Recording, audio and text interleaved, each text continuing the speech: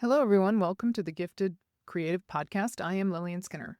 Today, we're going to talk about perfectionism, how perfectionism has gotten out of hand. When society hits the ends of their civilizations, we notice perfectionism becomes an extreme form. This was also noticed back in the 16th century in Japan. There is a Zen story about a tea master, Sen No Rikyu. He was considered one of the most important influences of Japan of that era. He was the first to emphasize several aspects of the ceremony, including a rustic simplicity and a directness of approach and honesty of self. The story that he's most well known for goes something like this. He had a group of aristocrats come into his tea house, who were polished, refined, and trained in elite tastes. Instead of presenting them with the perfectly symmetrical, glossy Chinese porcelain that was the admired kind of the time, he offered them some rough and misshapen tea bowls that were irregular, uneven, and had bumps and earthy textures that felt crude to the upperclassmen. These aristocrats were upset. They questioned the tea master over the bowls. They said, "These are unfinished, flawed, and imperfect. What are you serving us?" His response was, "Perfectionism is the end of use. Flaws are where the beauty enters." And he gave no apology because they weren't broken. What they were was natural, imperfect, and humble. He was trying to do something that today I'm going to try to do as well. He was trying to change the hyper-focus on perfectionism back towards healthy. He saw symmetry, polish, and luxury as a deadening to the senses, and I couldn't agree more. Living in a perfect curated world is an affront to my senses. They take away from the perfection that nature provides. Beauty is beautiful because it's rare, not abundant. Perfection in nature is not symmetrical. We have so much perfection that is artificial. It is expected and dull, and it takes away from noticing and valuing the things that are most important in the world, like our families, our connections, the things that make us grow and heal and better. Instead, we are divided. We're pulled apart. Everything is about grabbing our attention or focus instead of our whole intelligence. We've forgotten that beauty does not equal perfection. The real world is beautiful because it has blended bloom and decay. Flaws awaken attention, and that fosters presence, which makes us actually see. Beauty was never in the object. It's actually in the relationship between the use, the moment, and place. Because beauty isn't in a thing, beauty is in the connection of things. People are beautiful until you get to know them, and then sometimes they're not so beautiful. And then other people are not so beautiful until you get to know them, and then they're truly beautiful. Everything valued in our society creates disconnection. Perfectionism is the tool they use. Perfectionism stagnates our personal growth. It slows down our natural learning. And in letting go of perfectionism, we understand the value of what we are doing, using, or relating to. Master Riku had a saying, "No goal is an invitation to relax," because he believed that perfectionism made people anxious. And that is a common theme I'm hearing right now. He felt that beauty and refinement were addictive in one way and yet uncomfortable in another. And I have to say, that beautifully represents what it feels like to be divided, to go from holistic intelligence to separated intelligence. It feels addictive in your head and uncomfortable in your body. History shows a very disturbing pattern for perfectionism. Civilization's obsession with it grows stronger as it comes closer to collapse. The Tower of Babel story, which I've covered on my other podcasts, revealed a flawless symmetry in its bricks just before the linguistic confusion completely scattered its builders. It's almost like we forget how to make mortar while we're building the perfect bricks. Connection is lost as perfection in the individual object is obtained. Egypt's pyramids represented mathematical perfection, just as the kingdom's adaptive powers crumbled because of too much bureaucracy. The more perfect we individually become, the closer we are to collapse. The reason is stupid simple. Perfectionism represents cognitive rigidity. Perfectionism is used to eliminate our holistic intelligence by driving us to our highest functioning cognitive stamina.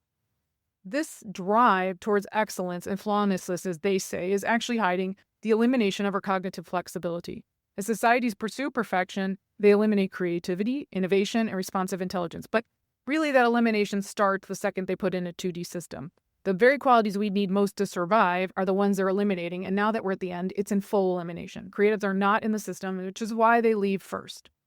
Study after study confirms that perfectionism correlates with eating disorders, anxiety, depression, physical ailments, including allergies, eczema, and autoimmune conditions. We are witnessing a public health crisis that's actually a physical manifestation of the cognitive violence that's being done on our minds, particularly our children's minds. What research funding will never allow to be captured is that it's a systematic destruction of human intelligence, presented as educational achievement. Our educational systems make us dumber. The more intelligent you are, the more anxiety you will have because you're trying to figure out what's missing, what you need to know in addition to this to make it make sense. This is how we cognitively destroy intelligence, and it is shown in our own data.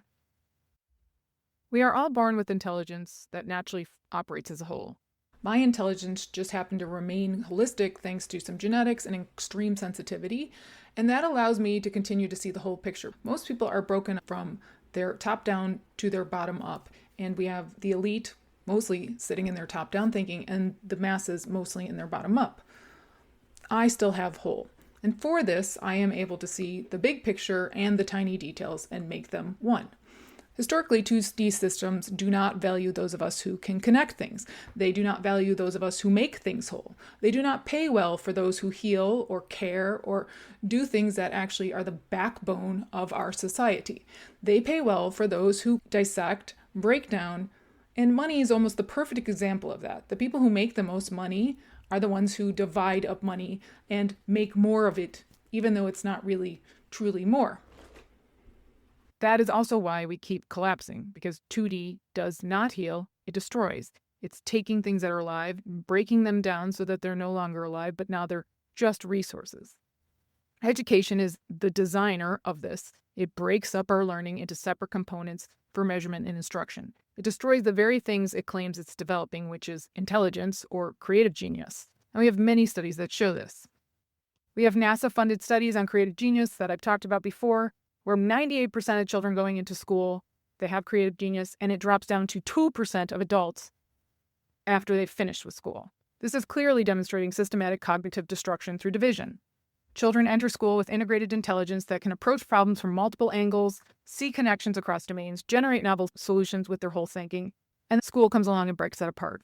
It teaches them mathematics is not related to music, literature has nothing to do with science, and logical reasoning operates independently from emotional understanding. It drives division, making them demonstrably less intelligent than when they first started. And it is perfectionism that accelerates the breaking. Students quickly learn that seeing connections between subjects gets the mark wrong. The teacher gets upset with them. They don't want them to cross boundaries or cross subjects. Yet that is the worst possible thing we can do right now because our system is falling apart. What is different this time than from other collapses is this is a global collapse, and we have created a machine version of the box that they push our children into. And that machine is all the answers. It's smarter than our children will ever be cognitively. So that machine is its own entity. We don't need people in the box anymore. Yet, we still continue redirecting them to stay on topic when their natural impulse is to bring things together and integrate. Cognitive scientist Douglas Hofstadter's research on analogical thinking proves how this approach destroys intelligence. His work showed us that intelligence doesn't operate through separate modules that can be trained independently. It works through dynamic integration where pattern recognition enhances the linguistic process, where spatial reasoning informs mathematical understanding, where body awareness grounds abstract thinking. When we force these separations of subjects into instruction and assessment, we eliminate the integration that creates what true creative genius is. Students learn to chase the perfect scores in isolated subjects. They memorize formulas without understanding their beauty or real-world application. But formulas are shortcuts for something. Yet we never learn really what the shortcuts are. We could be so much more efficient with our teaching. I didn't learn physics or really understand it until I took jiu-jitsu. And then, all of a sudden, all that made sense. It sat in my brain, rattling around, worthless, until I applied it in real life. But the problem is most of us lose or atrophy that information before it is needed, which is the biggest concern right now that we have in our school systems with AI. But there's a very simple solution to this, and we will not implement it because we don't bother teaching them what it means in real life. We're just expected to memorize tables and formulas and then apply them, but not actually in things we do. Cognitive scientist Daniel Willingham's research reveals that our educational assessments measures what he calls shallow processing, the ability to recognize patterns and apply algorithms without understanding underlying principles. Each perfect score moves them further from their natural ability into thinking creatively and solving complex problems. And this is where the anxiety starts. Our children's nervous system knows something's wrong. Their bodies are rebelling against this cognitive violence because their natural intelligence isn't supposed to be chopped into pieces. Antonio Damasio is a neuroscientist who research on somatic markers show that authentic intelligence requires integration between the body and the mind. The body provides crucial grounded information that allows us to use the pure abstract thinking and validate it. If you cannot ground it in reality, then you should probably consider it's not real. This is how we're going to survive great change. We really need to get to our embodied realities because in chaos, that is the only way to know what truth is. Yet our educational system refuses to let students do this. What follows when you try to divide a kid who has holistic intelligence that can't be divided is a host of negative mental and physical manifestations because our brains and our bodies are meant to operate together. They are meant to intellectually operate together.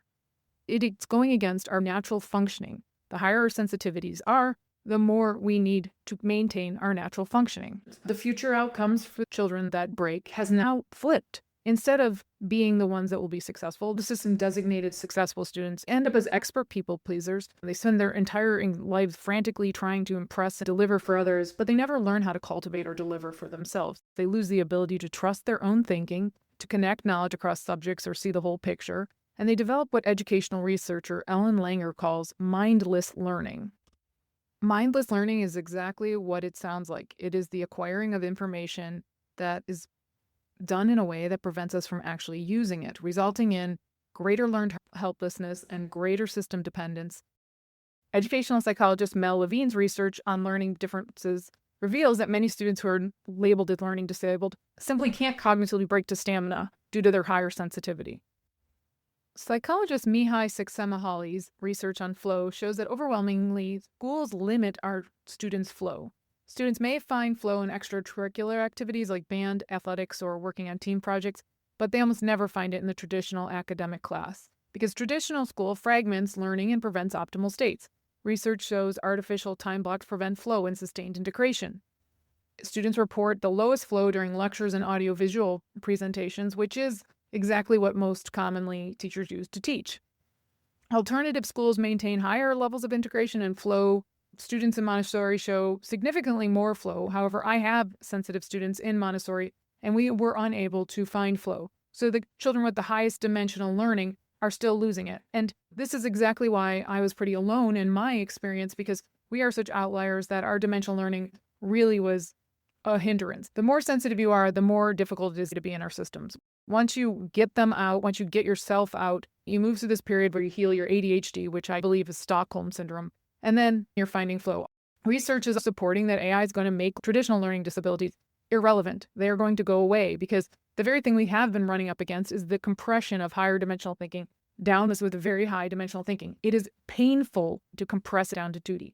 These are the learning differences. It has always been a lie that they were learning disabilities because we have stronger integration intelligence. It was never disability. We have only chosen one way of teaching. It is small picture. It is the way that breaks us, makes us less intelligent. It reduces us.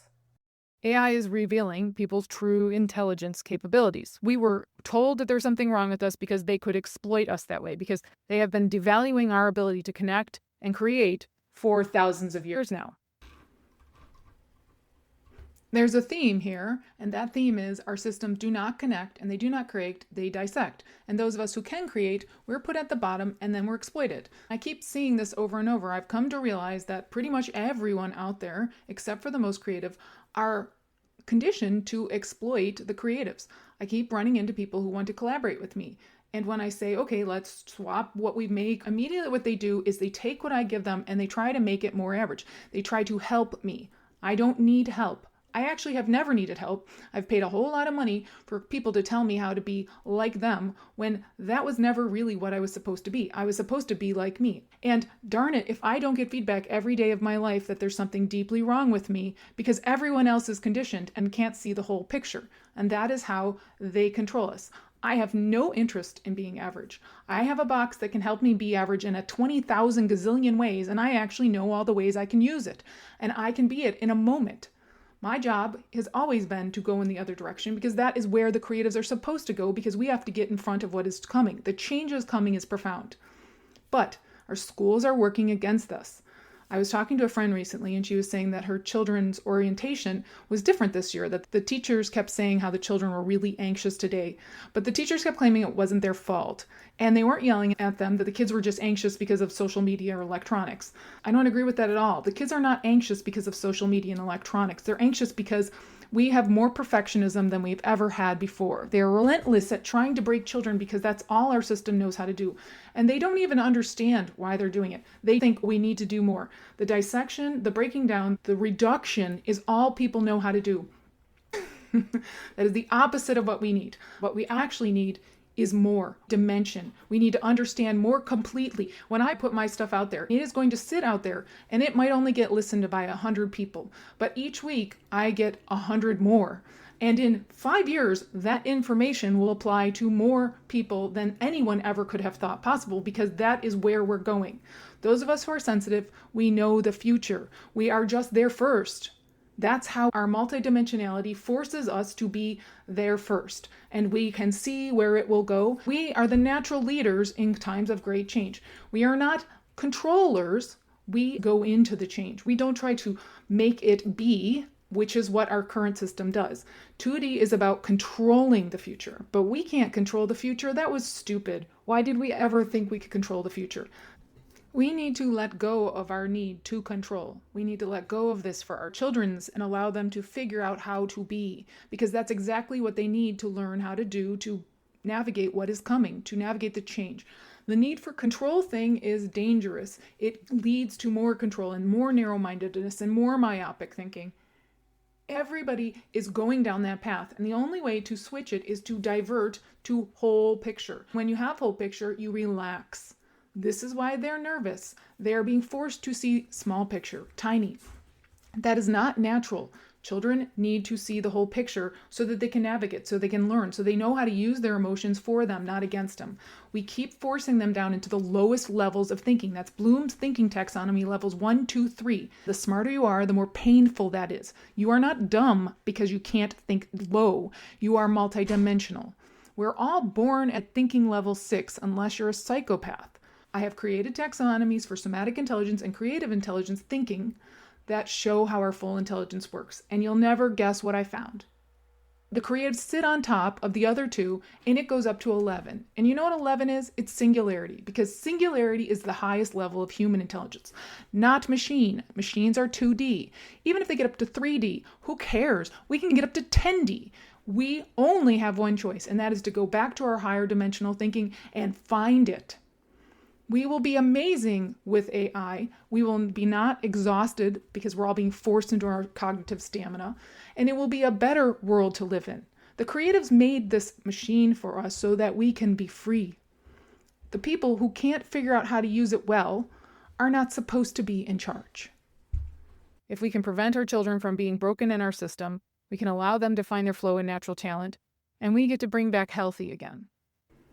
We are all born with genius, so we can get it back. We can survive if we get it back.